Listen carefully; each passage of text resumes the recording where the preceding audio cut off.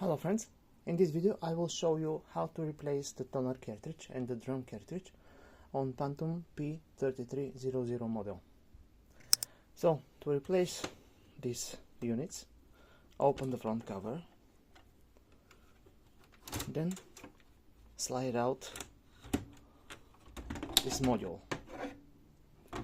Here we have a toner cartridge and a drum cartridge. The toner cartridge fits in the drum. So to replace the toner cartridge, press here this lever. It will pop up and take out. And this is our drum module. Take the new module, place back the toner cartridge in the drum module, then the whole thing goes into the printer. Put it back and close the door. So that's it. Thank you very much. Good luck.